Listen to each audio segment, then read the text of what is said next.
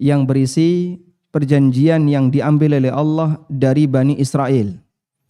Anda lihat kalimat yang disebutkan oleh Al-Quran, wa idh akhadna mitsaq. Ingatlah ketika kami mengambil mitsaq. Mitsaq artinya apa? Perjanjian. Dan mereka mengakui itu. Sehingga sampai saat ini mereka selalu menyebut Taurat dan Injil dengan kalimat, dengan istilah testamen. Ada the Old Testament dan ada the New Testament. Perjanjian lama dan perjanjian baru. Karena ketika Allah Subhanahu wa taala memerintahkan syariat kepada Bani Israel, Allah Subhanahu wa taala perintahkan dengan metode Allah mengambil perjanjian dari mereka. Kita tidak menyebut Al-Quran dengan perjanjian. Meskipun Allah Subhanahu wa taala menyebut kitabnya berisi perintah dan larangan. Masya Allah.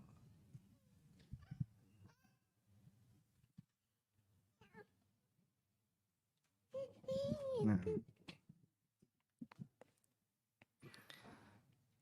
Sehingga ini bagian dari pengakuan mereka bahwa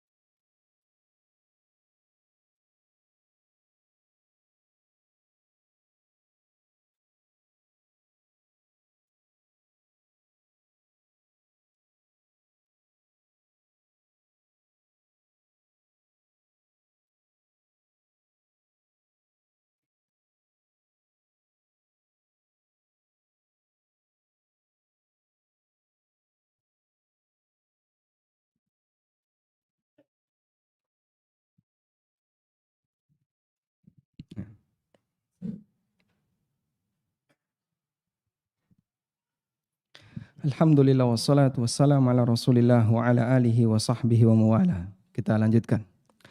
Allah Subhanahu wa taala ketika memerintahkan kepada Bani Israel, Allah jadikan itu sebagai apa, Pak? Perjanjian. Sehingga Allah sebut wa id akhadna mitsaqa bani Israil.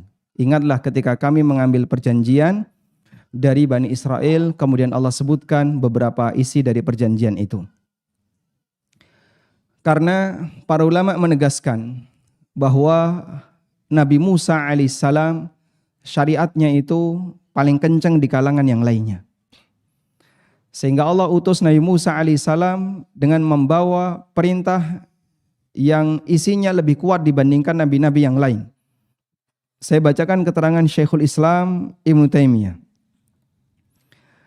Syekhul Islam Ibnu Taimiyah pernah mengatakan, Inna syari'at Taurat yaghlibu 'alaiha syiddah.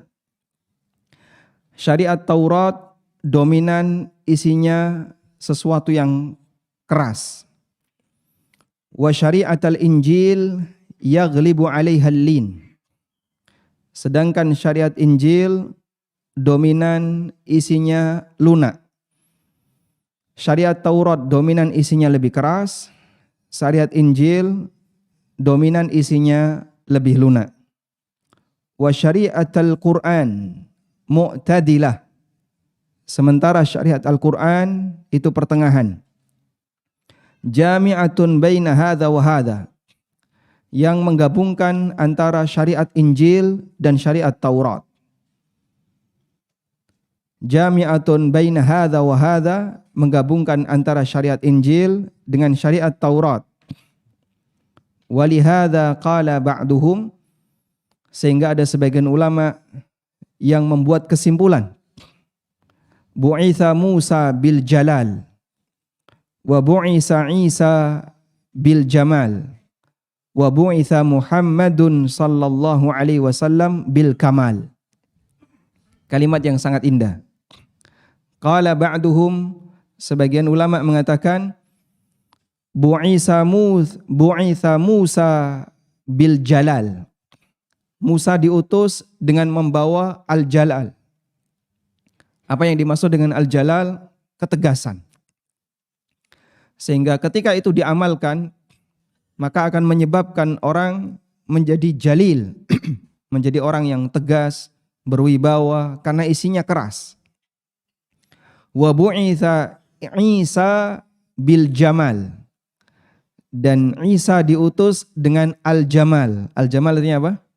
Keindahan. Wa bu'itsa Muhammadun sallallahu alaihi wasallam bil kamal. Sementara Muhammad sallallahu alaihi wasallam diutus dengan membawa kesempurnaan. Bu'itsa Musa bil jalal wa bu'itsa Isa bil jamal wa bu'itsa Muhammadun sallallahu alaihi wasallam bil kamal. Dan pernyataan ini sebagian ada yang menyebut itu kalimat dari Umar bin Khattab radhiyallahu anhu, namun ini tidak ada landasannya. Dan Syekhul Islam menyebutkan dengan sigat tamrid, artinya dengan ungkapan tanpa menyebutkan siapa orang yang mengatakannya. Namun beliau hanya mengatakan waqala ba'duhum. Sebagian ulama menyebutkan seperti ini. Sehingga syariatnya Musa alaihissalam adalah syariat yang isinya penegasan. Lebih kuat, lebih kenceng. Pelanggaran dihukum berat. Perintah tidak boleh ditinggalkan. Bahkan sampai pada satu kondisi ada hukuman yang bentuknya bunuh diri. Dan itu tidak berlaku pada syariat yang lain. Sekarang kita akan lihat bagaimana perintah Allah kepada Bani Israel yang itu dijadikan sebagai mitsaq, sebagai perjanjian. La ta'buduna illallah. Janganlah kalian menyembah kecuali hanya kepada Allah. Wabil walidaini ihsana, berbuat baik kepada kedua orang tua. Wadil qurba, berbuat baik kepada kerabat, kepada anak yatim, orang miskin. Wa qulu linnasi husna, dan bicaralah yang baik kepada masyarakat. Menegakkan salat, menunaikan zakat. Ada 8 cuplikan syariat yang disebutkan oleh Allah Subhanahu wa taala dalam ayat ini, yang itu disebutkan dalam Taurat. Sehingga ini bagian dari isi Taurat. Kita akan baca keterangan Al-Hafidz Ibnu Katsir. Dzakara tabaraka wa ta'ala Bani Israila bima amarahum bihi minal awamir. Allah tabaraka wa ta'ala menyebutkan perintah yang Allah berikan kepada Bani Israel. Wa akhadha mitsaqahum ala dzalik. Dan Allah mengambil perjanjian dari mereka ala dzalik, untuk melaksanakan perintah itu. Dan dalam perintah Islam kita mengakui itu bagian dari perjanjian.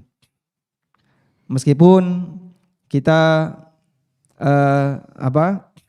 ketika berikrar di hadapan Allah bahwasanya pelaksanaan perintah Allah adalah bagian dari melaksanakan perjanjian kita dengan Allah. Kita ucapkan ketika kapan? Pada saat mengucapkan Sayyidul Istighfar. Kita mengucapkan dalam kalimat Sayyidul Istighfar, wa ana ala ahdika wa wa'dika mastata'tu. Wa ana ala ahdika, dan aku masih komitmen dengan perjanjianku kepadamu. Sehingga kita tidak meninggalkan perjanjian itu, tidak mengingkari perjanjian itu. Kita tetap komitmen akan adanya perjanjian itu. Dan perjanjian itu adalah seluruh perintah dan larangan Allah dalam syariat Muhammad sallallahu alaihi wasallam. Wa wa'dika, dan saya selalu setia dengan janjimu.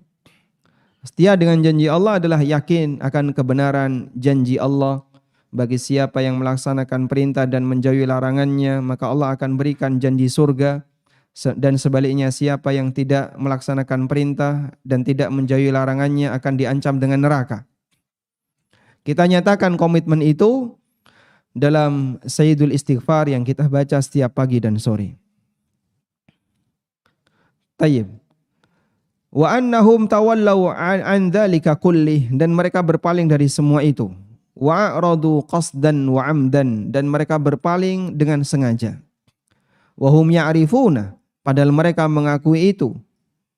Wa yadhkurunahu, dan mereka ingat akan hal itu. Fa amarahum, Allah perintahkan kepada mereka ayya'buduhu, agar mereka hanya beribadah kepada Allah dan tidak menyekutukan Allah dengan sesuatu apapun. Wa bihadza amrun jami'a khalqihi, wa bihadza amara jami'a khalqihi, dan ini juga perintah yang Allah berikan kepada seluruh makhluknya. Walidzalika khalaqahum, dan untuk tujuan itu Allah menciptakan mereka. Sebagaimana yang Allah firmankan di surat Al-Anbiya ayat 25, wa ma arsalna min qablika min rasulin illa nuhi ilaihi annahu la ilaha illa ana fa'budun.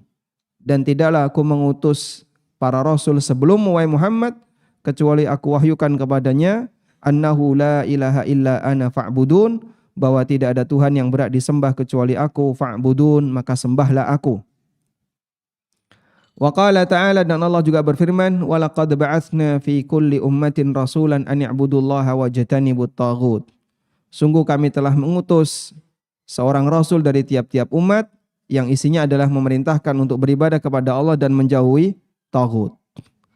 Lalu kata Al-Hafidz Ibnu Katsir berkaitan dengan perintah tauhid, wa hadza huwa a'lal huquqi wa a'dhamuha. Ini merupakan hak Allah yang paling tinggi dan hak Allah yang paling agung. Karena itu pelanggaran terhadap hak ini adalah kezaliman yang paling besar. Sebagaimana yang Allah tegaskan dalam Al-Quran, inna syirka la zulmun azim. Sesungguhnya syirik adalah kezaliman yang paling besar. Wa huwa haqqullahi ta'ala. Dan itu merupakan hak Allah Ta'ala. Ayya'buda wahdahu la syarikalah. Kita harus beribadah hanya kepada Allah dan tidak ada sekutu baginya. Thumma ba'dahu haqqul makhluqin. Baru setelah itu hak makhluk. Maka akhlak yang paling tinggi. Akhlak itu artinya apa? Menunaikan hak kepada yang berhak. Akhlak yang paling tinggi adalah menjaga tauhid. Dan akhlak yang paling rendah adalah melakukan kesyirikan. Sehingga ketika ada orang yang berbuat kesyirikan dengan alasan ngawuri-wuri kebudayaan, menjaga kebudayaan, maka ini telah melanggar akhlak yang tertinggi yang seharusnya ditunaikan oleh seorang abdi, seorang hamba, yaitu beribadah hanya kepada Allah semata. Karena tidak ada bentuk pelanggaran yang paling besar nilai kezalimannya melebihi pelanggaran terhadap hak tertinggi Allah, yaitu apa Pak? Menyekutukan Allah Subhanahu wa taala. Maka ahlu tauhid adalah orang yang menjaga akhlak yang paling tinggi yang menjadi kewajiban setiap hamba, yaitu menyembah Allah semata. Tayyib. Oleh karena itu tidak ada ceritanya ahlu tauhid orang yang tidak berakhlak. Sebaliknya, ahlu syirik merekalah orang yang rusak akhlaknya. Karena mereka tidak berakhlak kepada penciptanya. Mendolimi atau tidak memberikan hak penciptanya. Sehingga dia telah melakukan perbuatan kedzaliman besar, yaitu menyekutukan Allah Subhanahu wa taala. Selanjutnya, hak berikutnya adalah hak makhluk. Dan menunaikan hak makhluk berarti kita berakhlak dengan makhluk. Sebuah kesalahan besar ketika hak makhluk didahulukan daripada hak Khalik. Karena tentu saja secara prioritas ketika bertabrakan kepentingan antara yang punya derajat lebih tinggi dengan yang derajatnya lebih rendah, kita harus dahulukan yang mana? Yang lebih tinggi. Oleh karena itu ketika ada hak Allah bertentangan dengan hak makhluk, maka dahulukan hak Allah dan kita tidak boleh melaksanakan hak makhluk. Nabi SAW ngasih peringatan, la ta'ata li makhlukin fi maksiatil khaliq. Tidak ada ketaatan bagi makhluk dalam perbuatan yang isinya adalah berbuat maksiat kepada Khalik. Kaidah ini cukup mudah untuk dipahami. Meskipun dalam praktek nyata di lapangan banyak orang yang kesulitan untuk melakukannya. Dan aneka alasan disampaikan. Sehingga tuduhan-tuduhan yang disampaikan bahwa manusia harus menjaga akhlak ini dalam rangka untuk menjaga kearifan lokal. Dalam kurung berakhlak. Tapi di saat yang sama dia berbuat syirik, hakikatnya apa? Dia pakai label akhlak, tapi sebenarnya sikap dia adalah sikap yang tidak berakhlak. Selanjutnya, berikutnya adalah menjaga hak makhluk. Dan hak makhluk yang tertinggi adalah hak orang tua. Karena dia manusia yang paling berjasa bagi kita. Karena itu Allah Subhanahu wa taala gandengkan perintah untuk beribadah kepada Allah dengan apa? Perintah untuk berbakti kepada kedua orang tua. Bagaimana bunyi ayatnya? Bagaimana bunyi ayatnya? Wa qadha rabbuka alla ta'budu illa iyyah wa bil walidaini ihsana. Rabbmu menetapkan kalian tidak boleh beribadah kecuali hanya kepadanya dan berbuat baiklah kepada kedua orang tua. Walihada yukrinullahu ta'ala baina haqqi wa haqqil walidain. Karena itu Allah sering menggandengkan antara hak Allah dengan hak kedua orang tua. Anishkurli wali walidaika. Berterima kasihlah kamu kepadaku dan berterima kasihlah kamu kepada kedua orang tuamu. Allah perintahkan kita untuk bersyukur kepada Allah dan bersyukur kepada orang tua. Ilayyal masir, hanya kepadaku tempat kembali. Selanjutnya adalah dzal qurba, kerabat dekat. Hak berikutnya setelah orang tua adalah hak keluarga dekat. Wadzil qurba, dan berbuat baiklah kepada keluarga dekat. Keluarga dekat meliputi keluarga inti, yaitu anak, istri, kemudian saudara. Lalu melebar ke kanan kirinya. Dan urutan itu nanti digambarkan oleh para ulama dalam urutan keberhakan terhadap warisan. Inti dari keluarga itu ada 3 jalur. Usul, furu, hawashi. Usul, furu, hawashi. Usul itu bapak, ibu, dan seterusnya ke atas. Furu, anak, cucu, dan terus ke bawah. Hawashi, ada saudara, ada paman, ada bibi, ada sepupu, ada keponakan, itu hawashi. Dan urutan kedekatannya adalah urutan kedekatan usul, furu, hawashi. Sehingga dalam masalah hak waris nanti menganut urutan kedekatan semacam ini. Meskipun anak lebih dekat daripada bapak. Kemudian berikutnya adalah al-yatama, anak yatim. Dan orang miskin, melebar keluar dari keluarga. Siapa yang punya hak terhadap kebaikan kita, yaitu anak yatim dan orang-orang miskin. Orang yang lemah didahulukan sebelum mereka yang punya posisi. Karena orang yang lemah harus mendapatkan perhatian lebih. Dan kita bisa lihat bagaimana perhatian syariat terhadap orang yang lemah. Sehingga ketika Allah perintahkan kita untuk berbuat baik kepada keluarga, kepada orang tua, Allah ikutkan berbuat baiklah kepada anak yatim, kepada orang miskin, yang mereka adalah orang-orang yang lemah di masyarakatmu. Berbuat baik kepada orang yang lebih tinggi dibandingkan kita secara status sosial, punya peluang besar, ada maksud di balik itu. Mungkin dia ingin cari perhatian, ibarat orang mancing ngasih umpan sedikit biar nanti dapat lebih banyak. Itu kalau kita berbuat baik kepada orang yang secara status sosial lebih tinggi. Tapi kalau berbuat baik kepada orang miskin, apa sih yang bisa diharapkan? Apa yang bisa kita harapkan dari berbuat baik kepada orang miskin? Harapan dunia hampir tidak ada. Kecuali bagi mereka yang mendekati pemilu. Itu ada harapan dunia. Tapi secara umum pada prinsipnya ketika orang berbuat baik kepada orang yang lebih lemah dibandingkan dirinya, dia tidak punya harapan duniawi. Harapan dia adalah Allah Subhanahu wa taala. Oleh karena itulah kenapa berbuat baik dalam Al-Qur'an sering diarahkan kepada orang-orang yang lemah di kalangan masyarakat, sebab orang ketika berbuat baik kepada orang yang lebih lemah dibandingkan dirinya, dia enggak punya harapan selain mendapatkan pahala dari Allah Subhanahu wa taala. Nah, di sini kita akan lihat definisi yatim yang disampaikan oleh Al-Hafidz Ibnu Katsir. Seperti yang pernah kita sampaikan dalam pertemuan sebelumnya, keuntungan ketika kita belajar tafsir dari depan, kalau menjumpai istilah baru, maka Al-Hafidz Ibnu Katsir akan menjelaskan definisinya.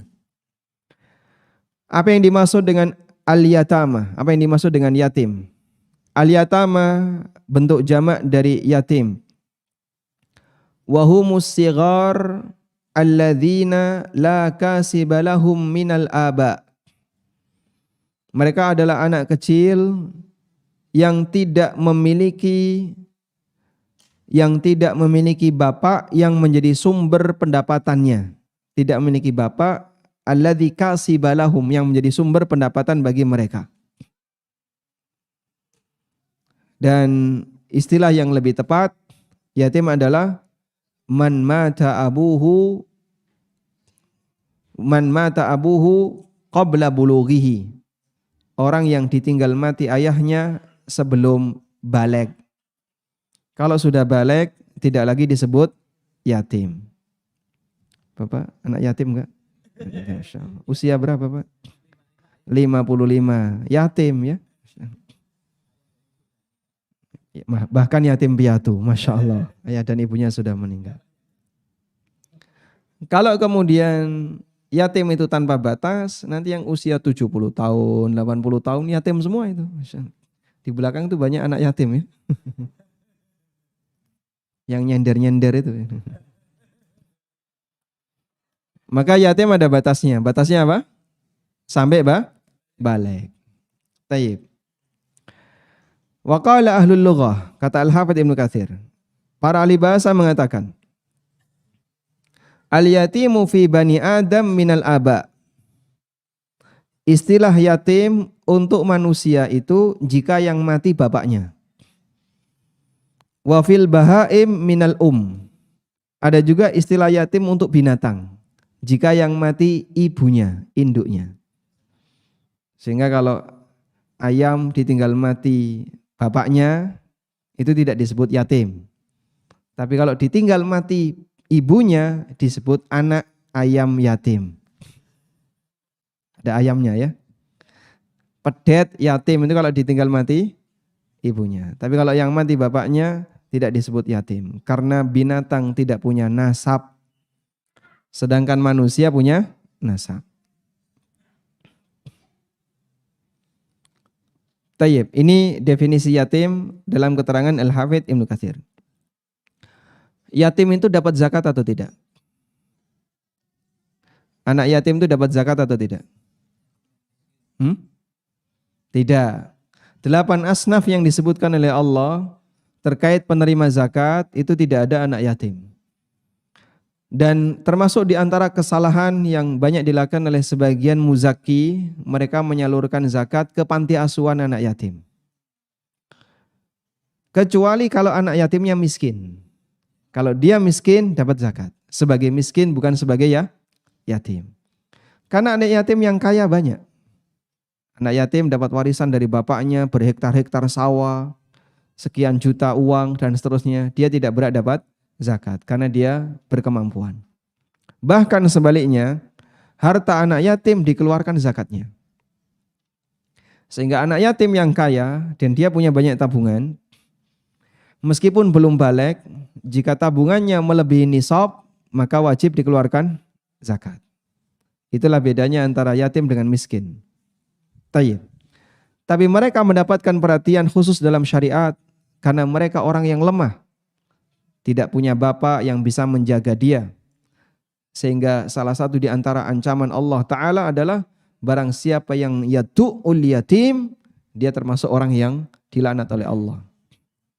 Maka para ulama menyebutkan salah satu cara Allah Ta'ala menjerumuskan orang ke neraka itu dengan cara di ad-da'ah. Ad-da'ah itu didorong dari belakang. Dijorok nih. Itu salah satu cara orang masuk ke neraka. Yauma yuda'una ila nari jahannama da'a. Pada hari ketika mereka itu dijorok nih ke dalam neraka jahanam. Sehingga dia didorong. Sebagaimana dulu ketika di dunia mereka yadu'ul yatim, yadu'ul masakin, yadu'ul haq, menolak kebenaran dengan mendorong kebenaran. Maka mereka dimasukkan ke dalam neraka dengan cara seperti ini. Selanjutnya al-masakin. Siapakah orang miskin itu? Alladzina la yajiduna ma yunfikuna ala anfusihim wa ahlihim. Yaitu orang yang dia tidak mendapatkan harta yang cukup untuk nafkah dirinya dan keluarganya. Tidak mendapatkan harta yang cukup untuk nafkah dirinya dan keluarganya. Sehingga orang miskin punya harta enggak? Punya, tapi enggak cukup. Karena itu Allah Subhanahu wa taala ceritakan dalam surat Al-Kahfi. Ketika Khidir melubangi perahu. Lalu ditanya oleh Nabi Musa, "Kenapa kau lubangi perahu? Apakah kamu ingin menenggelamkan kami?" Khidir mengatakan gimana? Ammas safinatu fakanat limasakin ya'maluna fil bahar. Adapun perahu yang saya lubangi itu fakanat limasakin, itu perahu milik orang miskin. Masyaallah. Orang miskin punya perahu, Pak. Padahal perahu itu mahal, Pak. Perahu itu mahal. Perahu dengan laptop mahasiswa mahal mana? Sehingga perahu itu dikatakan oleh Khidir milik orang miskin. Makanya kalau ada orang bertanya, petani punya sawah hektaran tapi pendapatannya kurang, dapat zakat atau tidak? Itu sawah kalau kena kaki tol, Masya Allah, baru kena kakinya tol ya, bisa dapat duit langsung otomatis kaya itu orang. Karena sawahnya hektaran. Cuman dia mengandalkan pendapatan hanya dari hasil sawah gitu ya. Hasil sawah dalam waktu setahun mungkin kurang. Rata-rata per bulan yang dia dapatkan, per bulan rata-rata hanya 700 atau 600 sampai 700 ribu. Dapat zakat atau tidak orang seperti ini? Punya sawah ya Pak, hektaran dia. Sawah hektaran itu kan sumber mata pencarian dia. Dan itu bukan barang dagangan. Kalau itu dijual ya dia nggak punya sumber pendapatan. Sehingga sawah ini tidak diperhitungkan sebagai kekayaan yang menyebabkan dia berstatus orang yang tidak dapat zakat. Maka dia miskin meskipun punya sawah. Sebagaimana orang miskin meskipun dia punya perahu. Dan perahu itu mahal.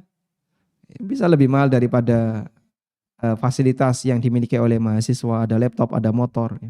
Tayyib. Kemudian wa qulu lin-nasi husna, dan bicaralah yang baik kepada umat manusia. Sudah isya belum ini? 7 menit lagi. Ai kallimuhum thayyiba. Artinya bicaralah kepada mereka dengan cara yang baik. Walayyinu lahum janiban, dan bersikaplah lembut kepada mereka ketika kau berada di dekat mereka. Wa yadkhulu fi dzalika al-amru bil ma'ruf wan nahyu 'anil munkari bil ma'ruf. Dan termasuk dalam hal ini adalah menegakkan amar ma'ruf nahi mungkar. Sehingga bicara yang baik itu isinya 1, amar ma'ruf nahi mungkar. 2, menjelaskan tentang aturan syariat. Yang ketiga, berbicara kepada manusia yang membuat mereka jadi bahagia, tidak menimbulkan masalah. Yang keempat, ngasih nasihat ketika mereka membutuhkannya. Sehingga bicara yang baik itu tidak hanya sebatas ya kalimat-kalimat mubah, tapi juga kalimat yang isinya perintah dan larangan. Bahkan Allah sebut orang yang mengajak masyarakat untuk kembali kepada syariat Allah sebagai ucapan yang tertinggi tingkatannya. Allah berfirman, "Wa man ahsanu qawlan mimman da'a ilallah." Siapakah manusia yang terbaik ucapannya dibandingkan orang yang da'a ilallah, mengajak masyarakat untuk kembali kepada Allah. Dan termasuk diantaranya adalah mengajak masyarakat untuk beribadah kepada Allah. Muadzin itu termasuk diantaranya. Ahsanu qawlan mimman da'a ilallah, salah satu tafsirnya itu muadzin. Karena dia ngajak masyarakat, hayya 'alas shalah, hayya 'alal falah. Ngajak masyarakat untuk salat. Maka kalau Anda punya kesempatan untuk azan, jangan sia-siakan. Lakukan azan. Karena itu termasuk diantara ahsanu qaulan, mengajak orang untuk ilallah. Dan itu masuk wa qulu linnasi husna. Dan bicaralah kepada manusia dengan cara yang terbaik. Wa qulu linnasi husna fal husnu minal qaul. Maka kebaikan itu bisa dengan ucapan dan bisa juga dengan perbuatan. Sehingga dalam ayat ini Allah Subhanahu wa taala perintahkan kepada mereka untuk al-ihsan. Fajama'a baina tarfail ihsan al-fi'li wal qawli. Allah menggabungkan dua bentuk ihsan, yaitu ihsan fi'li dan ihsan qawli. Ihsan fi'li di depan. Di depan Allah Subhanahu wa taala perintahkan wabil walidaini ihsana wadil qurba wal yatama wal masakin. Ini ihsan fi'li, bersikap yang baik kepada sesama. Dan ihsan qauli dalam kalimat wa qulu linnasi husna. Terkadang ada orang berbuat ihsan secara perbuatan, tapi Masya Allah ucapannya nggak enak didengerin. Bapak ini orangnya royal, tapi galak. Saya masih ingat ada salah satu teman ya. Kamu pengen nggak dapat duit 1 juta dari fulan? Caranya gimana? Kamu datang ke dia, kalau dia marah, kamu akan dikasih 1 juta. Itu deketin orang itu, dimarahi, nanti kasih 1 juta. Orangnya royal. Ada yang dimarahi kasih 1 juta. Maka dia ihsan fi'li, tapi tidak ihsan qauli. Dia bisa berbuat baik secara perbuatan, tapi tidak bisa berkata yang baik kepada sesama. Karena memang orangnya galak. Tayyib. Thumma akkada al-amra bi'ibadatihi wal ihsan ilan nasi bil muayyan min dzalika. Selanjutnya Allah Subhanahu wa taala menyebutkan bentuk ibadah dan berbuat ihsan secara spesifik, yaitu salat dan zakat. Wa aqimus shalah wa atuz zakat. Tegakkanlah salat, tunaikanlah zakat. Setelah Allah perintahkan untuk berbuat baik, beribadah kepada Allah secara umum, lalu Allah sebutkan wa aqimus shalah, tegakkanlah salat. Setelah Allah perintahkan untuk berbuat ihsan secara umum, lalu Allah Subhanahu wa taala tunjukkan wa atuz zakah, dan tunaikanlah zakat. Baik. Sudah masuk? Zakat disebut oleh Allah dengan atuz zakah, tunaikanlah zakat. Baik, fokus dulu ya. Wa atuz zakah, tunaikanlah zakat. Zakat disebut dengan ungkapan apa? Atu az-zakah. Karena itu zakat harus ada proses ikhraj, mengeluarkan. Sehingga zakat tidak boleh dilakukan dengan cara imsak, menahan. Maksudnya gimana Pak? Contoh, si A punya utang ke saya 3 juta. Dan si A ini orang miskin. Bulan ini saya punya kewajiban zakat. Setelah saya total harta saya, maka saya keluarkan zakat senilai 3 juta. Total harta saya 120 juta. 2,5% dari 120, 3 juta. Sudah? Saya ingat si A punya utang ke saya 3 juta. Kayaknya kok peluang si A bisa bayar zakat kecil sekali. Barangkali nunggu Dajjal muncul dia baru bayar. Ya. Akhirnya saya menghubungi si A. Wahai si A, kamu kan punya utang ke saya 3 juta. Dan saya punya kewajiban bayar zakat 3 juta. Begini saja. Anggap utang 3 juta itu sudah lunas sebagai bentuk saya mengeluarkan zakat. Ini boleh atau tidak? Boleh atau tidak? Baik, silakan dipikir sambil dzikir. Nanti jawabannya setelah mendengarkan adzan Isya. Wassallallahu ala nabiyyina Muhammadin wa ala alihi wa sahbihi wasallam.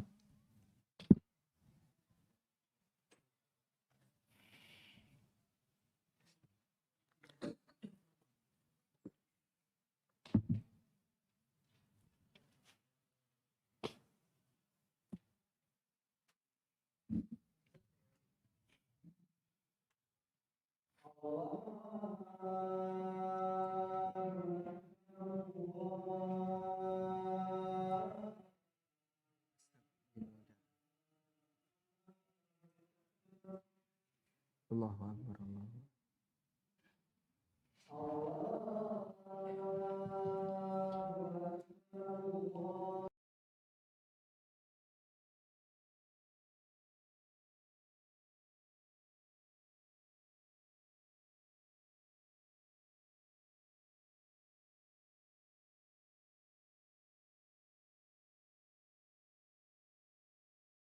Muhammad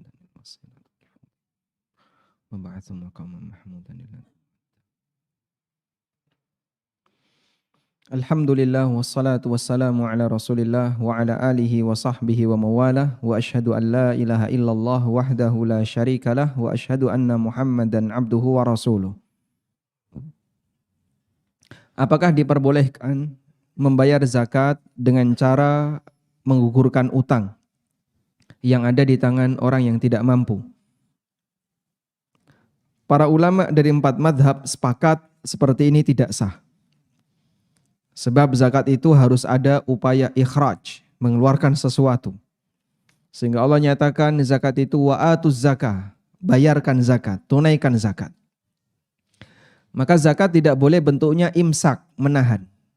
Dan dalam kasus tadi bentuknya adalah imsak. Sehingga orang itu ketika punya utang ke kita lalu dia nggak bayar, kita nggak mengeluarkan apapun. Kita cuma bilang utangmu saya anggap sebagai utangmu lunas, saya anggap sebagai pembayaran zakat dariku. Dan ini tidak sah sebagai zakat. Syekhul Islam menyebutkan dalam Majmu' Fatawa, wa amma isqatud daini 'anil mu'sir fala yujzi'u 'aniz zakati fala yujzi'u 'an zakatil 'aini bila niza'.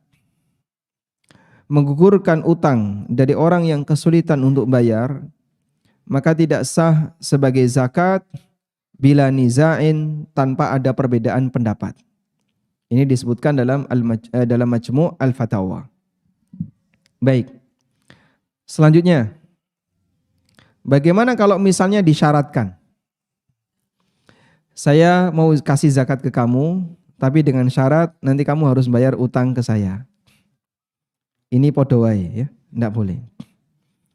Dinyatakan wala yasihu bihi qada'ud dain nassa 'ala hadha asy-Syafi'iyyah wal Hanabila wa ikhtarahu Ibnu Taimiyah. Tidak sah sebagai zakat apabila disyaratkan harus digunakan untuk melunasi utang.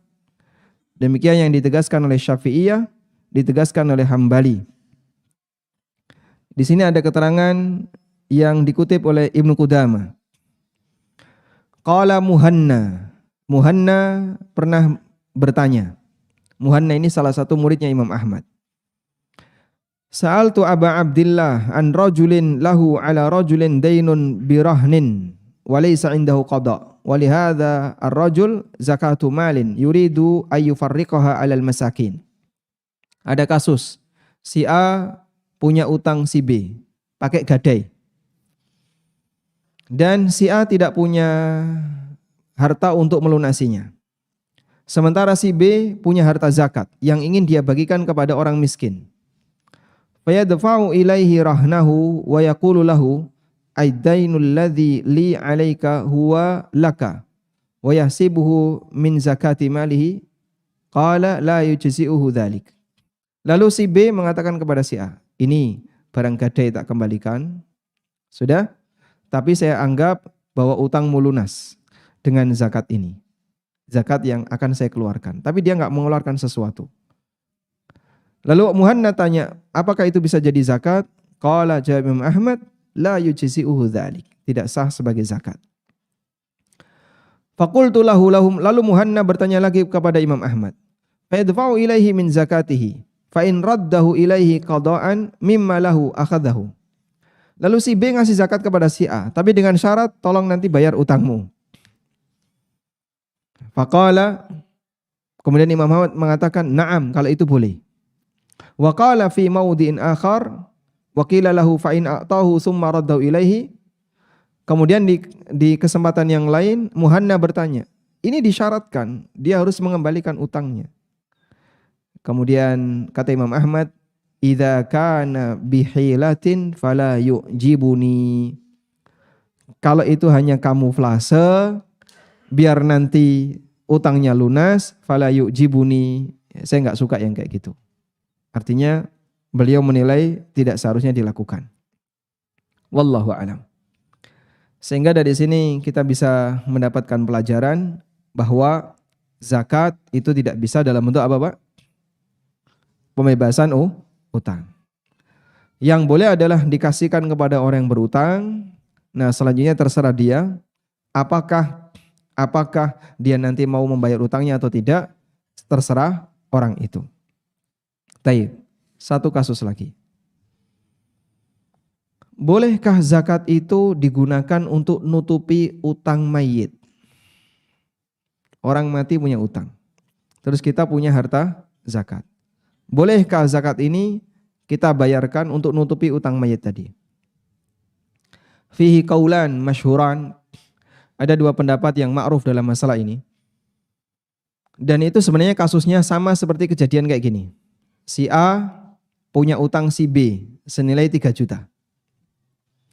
Lalu saya mau bayar zakat senilai 3 juta. Si A dalam posisi ini sebagai gharimin. Dia sebagai apa? Gharimin. Gharimin berhak dapat zakat enggak? Berhak. Cara yang benar ketika saya mau nutupi utang si A gimana? Apakah saya harus serahkan ke si A 3 juta agar nanti dia bayarkan ke si B? Boleh enggak langsung potong kompas? Saya tidak mampir ke A, langsung saya serahkan ke B. B utangnya A berapa? 3 juta. Nah, ini dadanya zakat, ini anggap sebagai pelunasan utang A. Apakah ini diperbolehkan? Ada dua pendapat. Ada yang mengatakan tidak boleh, ada yang mengatakan boleh. Dan pendapat yang lebih kuat yang dipilih oleh Syekhul Islam Ibnu Taimiyah diperbolehkan. Karena dalam zakat itu ada dua jenis orang yang mendapatkan. Asnaf ada dua jenis. Yang pertama jenis hak milik dan yang kedua jenis hak guna. Dalam surat At-Taubah ayat 60 ada yang diawali dengan huruf li. Innamas sadaqatu lil fuqara wal masakin wal amilina 'alaiha wal muallafati qulubuhum. Setelah itu Allah ganti huruf jar. Allah ganti huruf depan dengan fi wa fir riqab wal gharimin.